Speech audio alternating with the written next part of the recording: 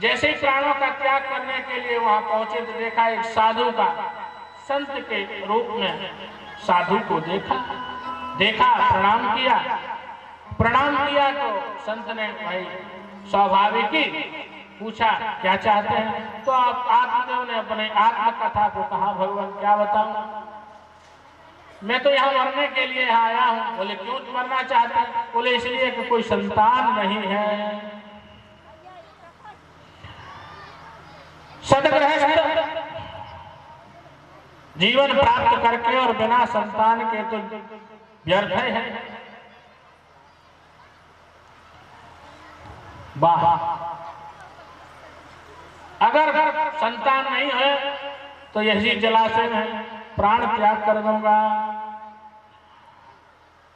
उस संत ने जैसे ही देखा बोले अच्छा, हर गृहस्थ की यही लीला है, ऐसा नहीं, संतान नहीं है तब तक अपने जीवन को निरर्थक मानता है, और संतान हो जाए और जब संतान बुरी भली कहे, घर से भगावे तो भी निरर्थक है। हाँ, सुख कहीं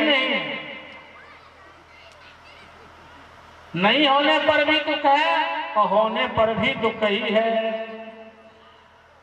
उस आत्मदेव ने संत जी से कहा,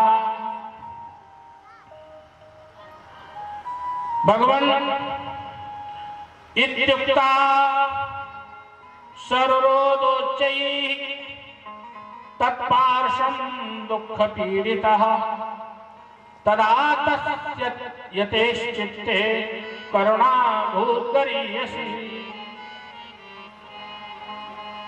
तब ऐसा कहा तो ठीक है। संत जी ने कहा देखो भाई मरो नहीं, उपाय करता हूं। क्या उपाय किया कि संत जी ने यत् फलम मद्गृहायातम, संत जी ने एक फल दिया और कहा भाई मरने की अपेक्षा तो है, इस फल का भोग करो। फल क्या है? जीवन में एक आशा है ना? जीवन की आशा है। आपको कहा जाता है इस कर्म को करिए ये मिलेगा, इस कर्म को करिए ये मिलेगा, है ना? हाँ, ये आशा है। करने पर प्रत्यक्ष है। अगर आपने अपने माता पिता की सेवा की है, गुरुजनों की सेवा की है, तो आपकी आने वाली संतान भी आपकी सेवा करेगी। इस आशा से माता पिता की सेवा करनी ही चाहिए कि आगे आने वाली पीढ़ी भी हमारी सेवा करे। संत जी ने फल दिया और लेकर के कहा भाई अपनी पत्नी को जाकर के खिला देना। देवता आत्मदेव घर आए, धुंधली को फल दिया और धुंधली से कहा भाई इस फल को भक्षण कर लेना। वैसे तो देखो ऋषि त्रिकालज्ञ होते हैं। ऋषि ने देख लिया कि आपके जीवन में पुत्र की संतति प्राप्त होने का सौभाग्य नहीं है, लेकिन फिर भी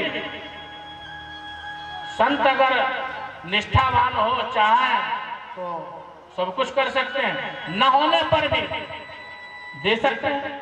यही तो संत का स्वरूप है। दे दिया।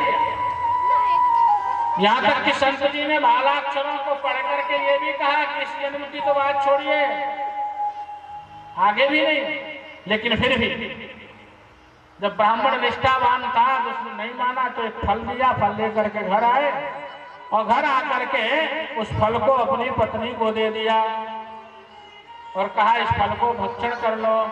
इससे क्या होगा? इससे संतान उत्पन्न होगी।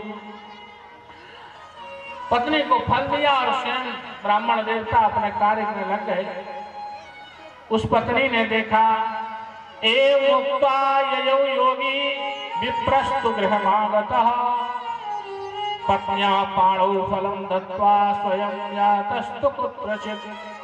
पत्नी को देकर के स्वयं किसी कार्य से लग गए। और वह पत्नी कैसी थी? तरुणी कुटिला तस्य सख्यग्रे चरुरोदः। तो धुंधली थी, वह युवा थी, लेकिन कुटिल थी। और उस कुटिल धुंधली ने क्या किया, अपनी सखी के पास गई और सखी के पास जाकर के कहा